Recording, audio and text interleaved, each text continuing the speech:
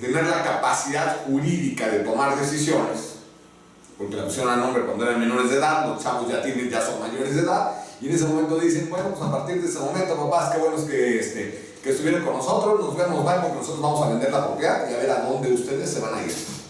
Y les dan una patada y lo sacan. ¿Qué es lo que pasa entonces? ¿Pueden hacerlo? Pues sí, lamentablemente la ley está de acuerdo, o sea, sí pueden hacerlo. ¿Cómo se pueden proteger entonces los padres en este caso?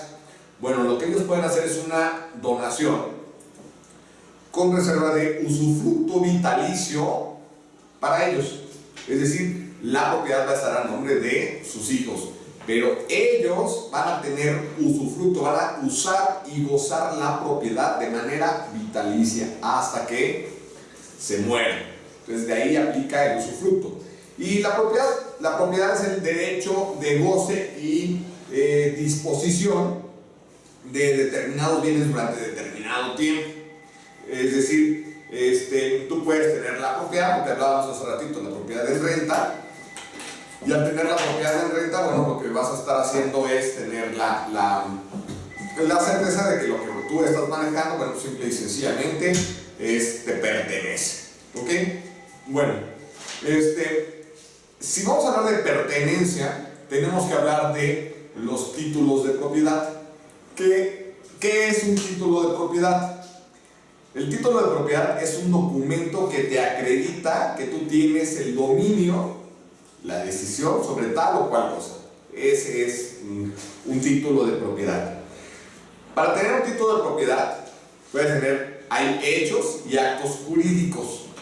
Los hechos y actos jurídicos son acontecimientos que se producen, que tienen un efecto jurídico sobre algo o sobre alguien. Por ejemplo, hechos jurídicos, los hechos jurídicos pueden ser, son hechos naturales, en este caso, que lamentablemente falleciese alguien y recibo yo una herencia, es un hecho natural y es voluntario, es decir, no se le fuerza completamente a nadie. Esa es una característica de los hechos jurídicos, que son naturales y son voluntarios. Por ejemplo, un matrimonio. Un matrimonio es un hecho natural y es totalmente voluntario. Bueno, en algunos casos, en otros aplican restricciones. ¿Ok? De un hecho vienen lo que son los actos jurídicos. ¿Qué es un acto jurídico? Un acto jurídico, para empezar, debe de ser, son naturales, son voluntarios y son lícitos. Por ejemplo, un acto jurídico puede ser que tú decidas en qué quieres trabajar, nadie te obliga a elegir tal o cual profesión. Ese es un acto jurídico. Decidir comprar o vender una propiedad también es un acto jurídico, porque es algo lícito, es algo voluntario y no representa ningún problema. Cuando tú decides vender o comprar una propiedad, hacer un acto jurídico, uno de los principales documentos que vamos a estar manejando, y nosotros como asesores, bueno, es pan nuestro de cada día, son los contratos. ¿Qué es un contrato? Un contrato es un acuerdo entre dos personas, es un acuerdo de voluntad en el que se comprometen a cumplir con alguna obligación o se transfiere una obligación de uno para con otros. Jurídicamente hablando, en cuestión de derecho, se pueden hacer contratos verbales, o sea, que una persona haga un contrato con alguien de manera verbal y haga testigos, está permitido, o sea, es legal. En nuestro negocio inmobiliario es totalmente improcedente. En nuestro negocio no funciona así, que aunque en materia legal se puede hacer, en el negocio mercantil en el que estamos, eviten ustedes todo lo que se hable, todo lo que se diga, todos los acuerdos que lleguen, todas las negociaciones que pongan, todo debe estar perfectamente por escrito. ¿Ok? Bueno, ahora,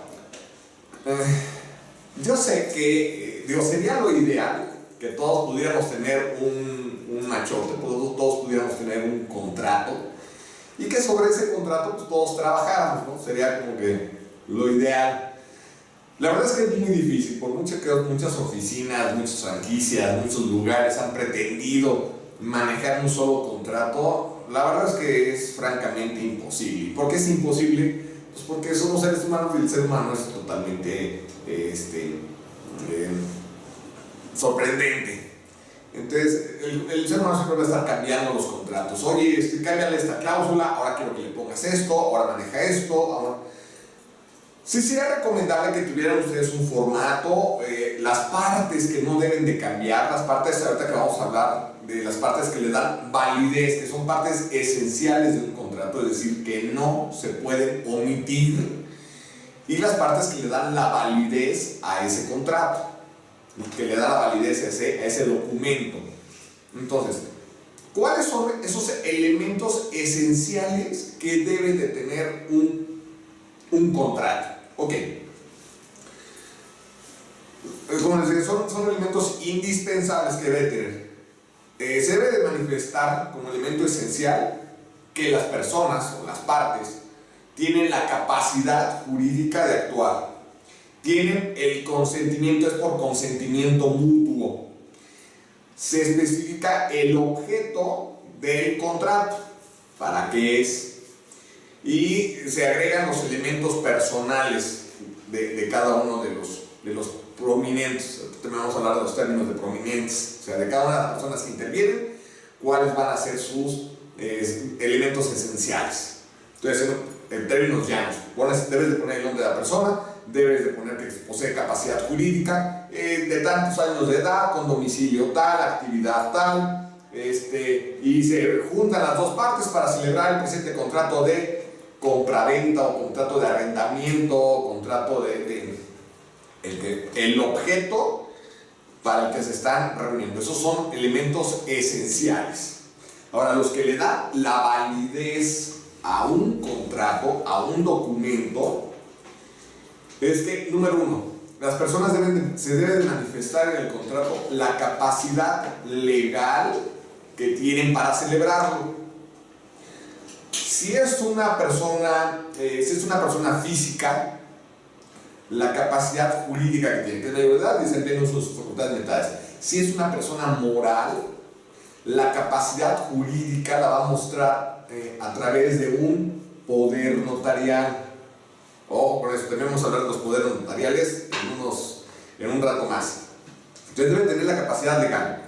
No deben de existir vicios en el contrato. ¿Qué es que no existan vicios? Que se obre de buena fe, que se obre en buena onda, que no haya letras chiquitas. Debe de obrarse de buena fe.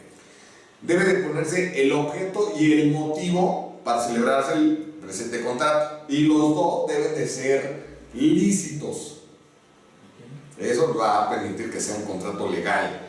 Y debes de especificar que tiene un consentimiento mutuo, que las dos partes de propia voluntad llegaron a un acuerdo, que se establece que una persona va a querer vender y una persona va a querer comprar en los términos de los tiempos que cada uno estuvo de acuerdo. Si en algún momento dado no se reúnen estos elementos esenciales, elementos de validez de un contrato, se cae en una nulidad. La nulidad es que no tiene ninguna validez, como si no existiera absolutamente nada. ¿Ok? Entonces tengan cuidado con ello. Si no tienen los elementos esenciales, se cae en la nulidad o inexistencia del contrato. Si no tiene los elementos de validez, se va a tener que rescindir el contrato. Es decir, se pudo haber empezado a ejercer, pero si se declara que no tiene los elementos de validez, automáticamente se rescinde. Ahora, hay diferentes tipos de contratos. Los contratos se clasifican por el objeto al que se vayan a emplear, o el objeto en el que se vayan a utilizar. Pueden ser contratos consensuales, solemnes, esa es la naturaleza del contrato, conceptuales, solemnes, de comodato o de consumo. Nuestro tipo de contratos son contratos de consumo, las propiedades son bienes de consumo. ahí es lo que hablábamos el día de ayer de la comercialización, que están sujetos a la ley de la oferta y la demanda. ¿Ok?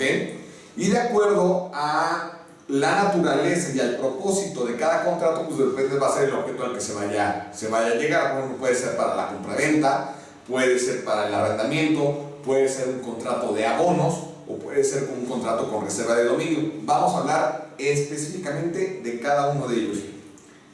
Recuerda que si tiene alguna duda, si tienen alguna pregunta, algún comentario, escríbanla en el chat. La gente del staff, la gente de VIC, bueno, pues está ya al pendiente, así como lo están haciendo ahora, están al pendiente de todos sus comentarios. Algunos nos están escribiendo en privado, nos estamos contestando. Los que pueden hacerlo ahí en chat público, de igual forma lo pueden estar marcando. Después de terminada clase, todavía se queda un ratito más la sala abierta, por si quieren seguir haciendo alguna pregunta, la pueden hacer. Una vez que termine la clase, bueno, pues se cierra el salón de clase. Si tienen alguna pregunta fuera de los temas del día, de la clase, o si son temas ya particulares, temas de consulta, bueno, también están, por supuesto que estamos abiertos en lo que podamos ayudar, en lo que les podamos apoyar, pues, con todo gusto, nada más escríbanos para darles el seguimiento pertinente. ¿Ok? Bueno, vamos a hablar entonces de lo que son los contratos de compraventa. Mencionaba hace ratito que ojalá todos pudiéramos tener un solo contrato de compraventa y sobre ese nada más ponemos los nombres de las personas, el objeto de la propiedad y listo, pudiéramos sacarlo. La verdad es que no podemos porque cada cliente pide ciertas cláusulas muy especiales o tiempos, o a veces te ve el contrato y te dice esto de aquí quítalo, o esto de aquí ponlo, o quiero que especifiques en el contrato. Entonces hay algunas modificaciones que obviamente las tenemos que hacer. Sin embargo, sí hay, recuerden, los elementos esenciales y de validez que deben de prevalecer en nuestro contrato. Ahora, un contrato de compraventa es un documento en donde una de las partes se obliga a transferir el poder o transferir la propiedad hacia otro y que por ello